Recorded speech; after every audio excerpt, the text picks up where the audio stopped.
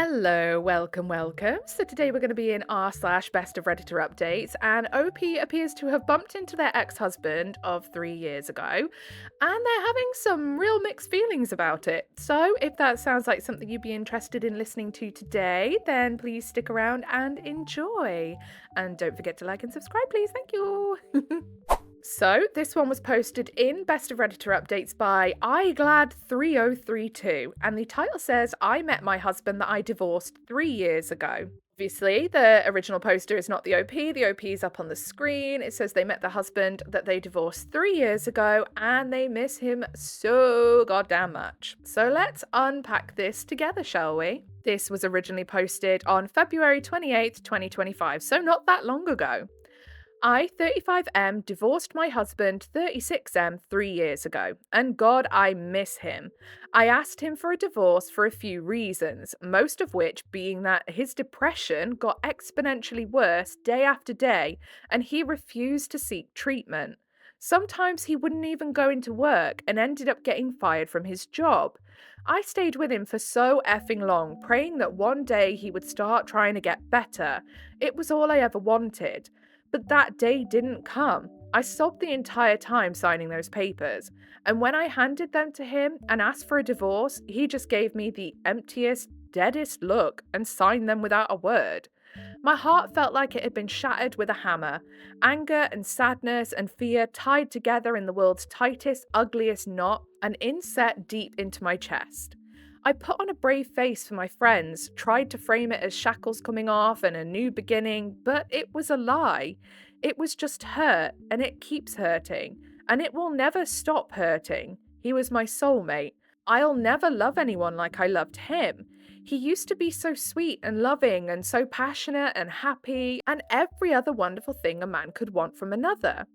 They say each day gets easier, but it isn't for me.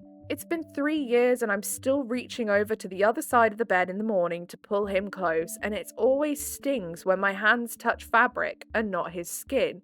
It's been 3 years and I'm still expecting to see his car in the driveway when I get home from work. It's been 3 years and my heart isn't any less broken than the day he left. I mean, yeah, what can you do? If someone doesn't want to get help, and they're dragging you down too, and it's getting hard to deal with. Like, I know obviously you want to be there for people, but there has to come a point where you have to put your own mental health first also, you know? And if they don't want to get treatment, they don't want to get help, and you've tried everything, some points there's not a lot more you can really do without hurting yourself in the process. I've been stalking his socials. I'll admit, he's been getting back to the gym, starting meds. I see him smiling so genuinely in these photos. He looks so incredible. Maybe if I had just waited, he would have changed his mind and went to a doctor like he is now. Or was it me that held him down? Was I making it worse? I doubt that. It was probably you leaving that gave him the kick up the arse to go, oh, what am I doing? You know? That's probably what it was. He realized, oh my goodness, like the way I am is losing everything for me. I need to get a hold on this, and that's why he's gone to seek help. I doubt it's because you were making him worse. I hope not. I want to go over to his place and just fall into his arms and beg him to take me back. Maybe he's wishing the same thing about me. If there's even a chance I could have my boy back, I feel like I should try. I'll never know otherwise. Edit. 1. I am a homosexual man. My husband is a homosexual man. I am not a woman. Yes, I know I'm effeminate and kind of emotional. Get creative. 2. My husband was a binge drinker. He refused treatment no matter how much I begged. We got antidepressants, but he wouldn't take them. I know he's started meds now because he's posted about them and his 2 years sober chip that he got last month. 3. I never stopped loving him. I never loved him any less. Near the end of our marriage, I started drinking to cope. The second I realized he was dragging me down with him, and I couldn't help him anymore. I didn't dip the second it got hard. Many of you are being kind of rude. I'll accept that I wasn't the perfect husband, nobody is, but claims that I never loved him are just wrong and they make me feel sick to my stomach. No, I don't believe in this whole idea of you must stay with them through thick and thin no matter what they're doing. If you have tried to help them, you've done everything you can, and now all that is happening is that you are getting hurt in the process. You have to call it time. I don't believe at all in this whole idea of you have to stay no matter what it does to you because they're having a hard time. Well, yeah, but their hard time is now starting to impact on the OP and dragging them down and making them drink. And there's got to come a point where you go, do you know what? This is no good for either of us. It's time to leave. Edit 2. No, I am not the catalyst for this. His depression started when his young brother died terribly and unexpectedly. It's not because he just hated me so much. We were childhood sweethearts and had been together for years when this happened. Relevant comments. Significant Noise 212 says, sometimes people just cannot progress until they hit rock bottom, and maybe you leaving was that for him. It doesn't necessarily mean that you held him down. He just couldn't find the desire and motivation to progress while you were holding him. Don't beat yourself up. It wasn't your fault he was sick and didn't want to ask for help. In the end, we all need to want that help. Without it, all other people's efforts are worthless. In the end, if you ended amicably, you can always hit him up and ask how he feels. Maybe he'll ignore you, maybe not. But you won't know till you've tried. And stop stalking him. This is keeping you from healing. Yeah, absolutely. Absolutely. I always say this, if you break up with someone, block them and do not ever look at their socials again. You're just torturing yourself at that point. OOP says, thank you. I needed to hear a lot of this. Maybe I'll call him just to see how he's doing. He doesn't hate me, I know that much. I'd like to see him regardless. Yeah, what's the worst he can say? No? If he says no, okay. So you know that you've got to then unpack those feelings, block him, and move on. It is what it is, either way. And then, Poo Poo Lafu, yes, that is their username. Unless he's remarried, no harm in reaching out to say hello and seeing where the land lies. Reopen the channels, see what happens. OOP says he's not married. He had some photos with this one guy for a while, but I haven't seen any photos with him for a little over a year. I think he's single now. I hope he is. And then we're on to update number 1, March 2nd, 2025. Well, with Reddit's advice, I did it. A few days ago, I called my 35M ex-husband, 36M, who I divorced after 6 years, when he refused to seek treatment for his depression. I called him later in the evening. It was the first time we'd spoken since a bit of trouble he'd had while he was still drinking 2.5 years ago. He picked up on the second ring. Our conversation was a little stilted at first, as to be expected, but he said he was really glad to hear from me. We ended up meeting up for coffee yesterday, as many of you suggested. I'll admit, it was kind of hard to see him, but in a good way. He looked so much better than the last time I had seen him. But he looked exactly like the man I married. He had lost a ton of weight. He gained 75-ish pounds during his struggle with depression. And before some D says so, I didn't leave him because of his weight gain. He looked way healthier and very put together. I'll just say it, he looked incredibly hot. What made it hard was that I couldn't kiss him hello like I used to. But God, the way his eyes lit up when he saw me, I barely needed to. We got our coffee and sat, and he updated me a little on his life in the last 3 years. What really turned his life around was in part the divorce, but more so, a DUI. Nobody was hurt, he was caught a few blocks from his apartment. He's since gone to rehab and AA and gotten his license back and had to use a breathalyzer whenever he started his car for a while. He hasn't had a drop of alcohol since, and I told him I was so effing proud of him. He's also started antidepressants and made a point of telling me that they're not SSRIs. But when I asked what that meant, he got embarrassed and told me never mind, I know what that means. Having been on many, many different antidepressant drugs in my lifetime because they use them for anxiety, I know what that means. He was hinting that his libido's okay still. Bottom line is that they've been helping him. He's back to being a gym rat and he's almost completely turned his life around. This was around the point I started tearing up. It just felt so good knowing that he was okay. Better than okay, he was good. I also apologized to him for not sticking by him. He cut me off and said I had nothing to apologize for. He was a wreck, and I was being dragged down with him. That also felt good to hear. I apologized for not contacting him much during the last 3 years. That apology he accepted. He was dating someone for a few months too. He broke up with him once he tried to get him to drink on New Year's. He seemed dismissive of the guy.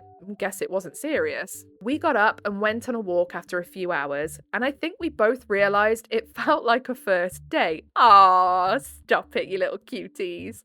I had to stop myself from trying to hold his hand a few points. I'll admit, we ended up sitting on a bench in a nearby park, and I confessed. I told him I missed him more than anything, how I never stopped loving him, and how, if he wanted to, I'd love to try again from the beginning this time. We'd go to couple therapy, keep our heads above the water, and take it slow. He was quiet for a minute before he told me something. He said he was doing better now, but there may be a time where he sunk low again. Depression isn't easily cured, and he was far from cured. He still had bad days, but he said there would be one difference. He promised he would never stop trying to improve. He was never going to give up like he did before, and refused to neglect me like he used to. If I was willing to accept that truth, he was willing to try again.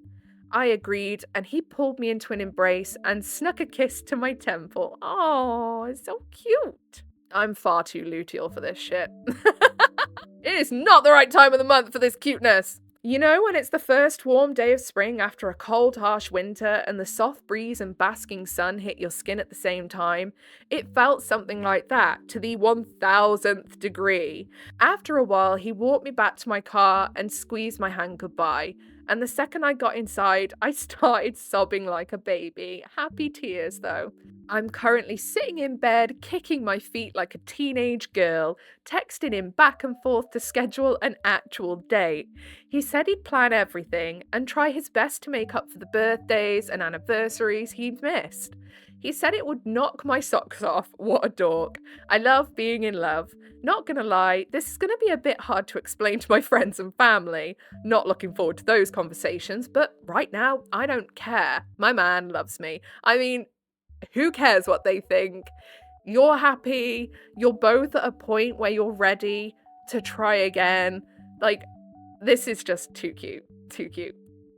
Thank you to everyone who had kind words to say and all the people that messaged me with sympathy and advice. I hope we all find happiness and love if we want it. I never would have made the leap if you all hadn't encouraged me. Best of luck to all of you. And sorry for the over-flowery language. Don't be daft. I mean, at the end of the day, like, what else? How else are you supposed to describe it? I wouldn't say any of that was over-flowery. What? Edit, we've scheduled a date for tomorrow evening. I'll let people know how it went 2 days from now in my final, unless something big happens, update. Edit 2, at his place presently. Shame me not, Reddit.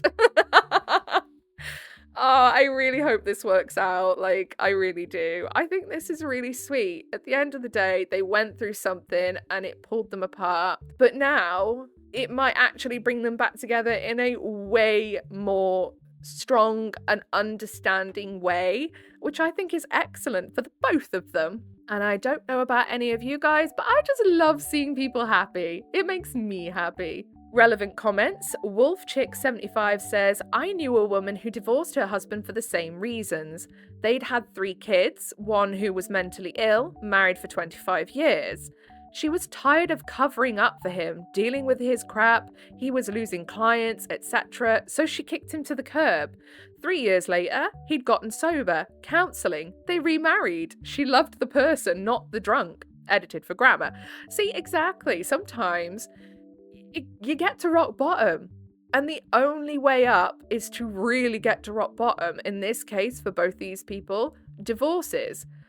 And then it gives them the shake they need to go, whoa, whoa, whoa, what am I doing? I need to get a hold on this. If it works, it works. Gru the Mech says, girl, he's telling you his D still works, get a clue. And that is in response to the SSRI's comment. Exactly. And then OOP replies to that saying, I never claimed to be a smart man. Back when he was still courting me, he said he thought I was handsome to my face. And I was just like, aw, thanks, man. Oh my goodness, I relate to that so hard. I can never tell when someone's trying to flirt with me. My friend, if we're obviously anywhere together and someone has to tries to flirt with me, she has to tell me that's what they're doing because I'll just be there like, oh, he was friendly. We didn't get together for another year. I don't know how I got to this point, lol. That's so funny. And then Little Cats 3 says, I'm assuming the SSRI comment is about impotence. Many men find it difficult getting aroused while on SSRIs, and many women find it difficult to get the O. No, many women find it difficult to get aroused on SSRIs too. In fact, it's kind of a case of touch me and I will bite. Leave me alone, I have zero interest. AI Anon is for people who want and need support with a loved one who is an alcoholic. Alcoholics Anonymous, AA, is for alcoholics seeking help with sobriety. I would actually recommend you go to AI Anon and seek support going forward. You have strong boundaries, and both being on the same page with his sobriety is important, and they will teach you things that you need to avoid as well, and things that you need to do to support him in his sobriety, which I bet would be really helpful. So yeah, definitely a good one to look into for the OP. Him being sober for 2.5 years is important for you both to be able to move forward and try again.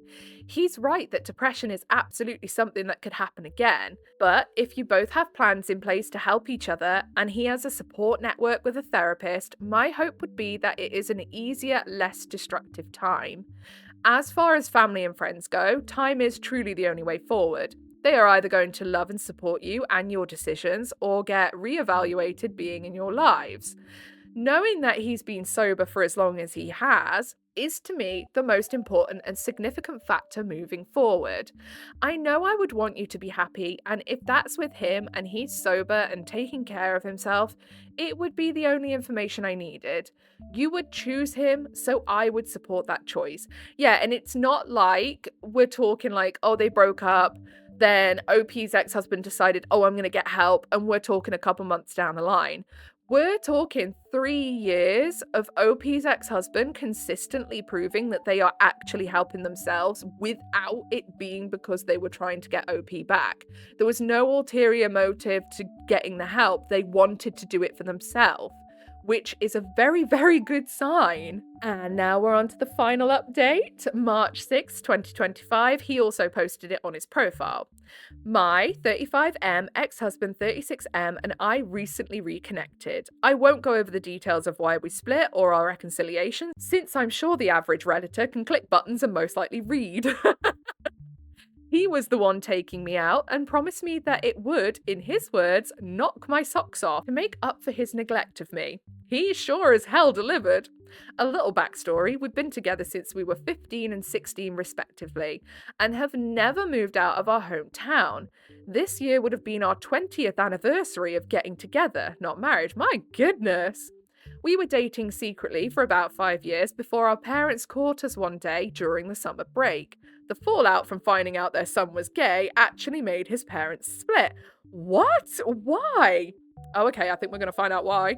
His dad wanted to send him away to conversion therapy. Yeah, that's just like religiously sanctioned abuse, let's be honest.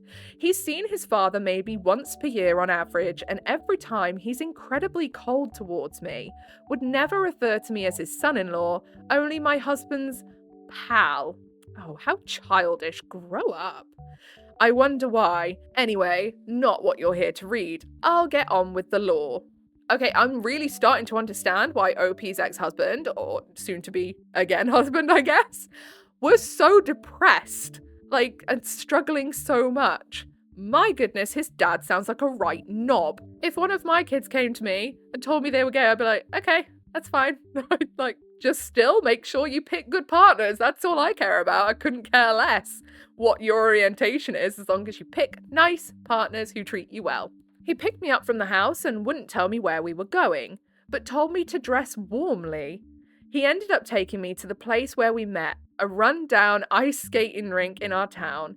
He used to do hockey, and I spent time trying to learn figure skating until people started beating me up for it. Oh my goodness. Why are people so horrible? Both sports would practice at the same time, and I remember barely being able to keep my eyes off him. We went skating, I tried to pull off a few of the moves I remembered. He only had to catch me from falling on my ass once or twice, and I won't complain about an attractive man that I love hooking his arm around my waist. And we spent an hour or so there until our feet hurt. At one point, I said that my face was getting cold, so he skated around in front of me and placed his gloved hands on my cheeks to warm me up. These two. Pack it in, you're too cute.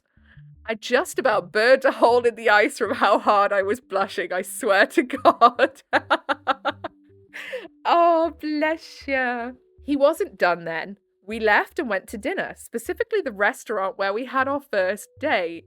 It's a cheap hole-in-the-wall place, seeing as we were poor teenagers when we first met. We chatted and ate food that probably took 5 years off our lives. He was an incorrigible flirt, and even held my hand underneath the table like he did all those years ago. I know I said I never stopped loving him, and I stand by that, but I think I somehow fell in love with him 1,000 times over again during that meal. At the end of dinner, he asked if I had energy for one more simple thing, to which I agreed.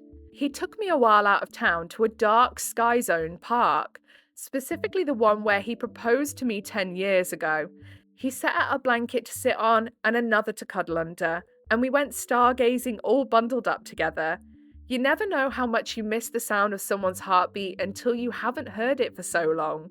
We shared a bottle of sparkling grape juice in plastic champagne flutes and dumb giggly kisses. It felt so similar, yet so different. He told me in a moment of quiet that he loved me, and oh God, it took everything I had not to cry. I barely hesitated before asking if he wanted to change venues. He seemed surprised, but eagerly accepted. I ended up at his place, as some of you may have seen from my edit on my second post yesterday. I wanted to take it slower than this, but it was so hard too. I was so starved of affection and hadn't been intimate with anyone for just about 6 years. I'm going to keep what happened at his between us, but all I'll say is that his medication was no issue and you should all be jealous. Oh, that's so cute and so funny too. I woke up in his bed this morning, reached over for him, and pulled him close just like I used to. I haven't been this happy in a long time. We had a sleepy discussion and decided to get back together, but we're not using the term boyfriends. It just feels weird after all this time. So he's my partner or lover. He's mine. Thank you, Reddit. Wouldn't have done it without a little push from the internet. Let's see where all this goes. Honestly, I hope it goes really, really well for these two. I think this is the cutest thing I have read for a little while, and I think they are just too cute and too sweet, and I hope it works. I really do. I think going through depression and making some bad choices doesn't necessarily make you a bad person, and I don't think their ex is a bad person. Well, ex now. Partner again. Yeah. I don't think they're a bad person. They were clearly just going through a lot and needed to hit that rock bottom to realize what they needed to do. And then down in the comments, MickMouse11 said, I had an old teacher in high school that I was close to who knew I had a boyfriend and that things were a little rocky. Obviously, I was bummed that they were steering towards breaking up and kind of vented to him, and I'll never forget what he said. My first wife was terrible. We were young and just didn't know how to be together without being so destructive. So naturally, we separated. Then I met my current wife and she's everything. I could never imagine my life without her. And I was just happy to hear how happy he was, but also was like, okay, and? He started to walk out of the little break room and said, I've only been married to one person, with a little giggle. Oh, I get it. Future convo, he was saying that that time apart really made them reflect on how they were treating each other and what they both wanted. Tried again with proper communication and respect. Anywho, me and my boyfriend broke up long ago, but that story will never escape my brain. Yeah, exactly. Some people are just meant to be together. It just takes a little time to figure out how to be together. And on that note, I think we'll leave it there for today. That was a really feel-good story, wasn't it? That was a really nice story, and I really, really hope for the absolute best for the OP and their partner. I hope they could get remarried and never deal with the depression again, although I know that's not realistic. Depression ebbs and flows, and it is what it is. But I really hope that OP's partner, manages to keep their hold on their depression and, live as happily as they can. I hope they live as happily as they can together.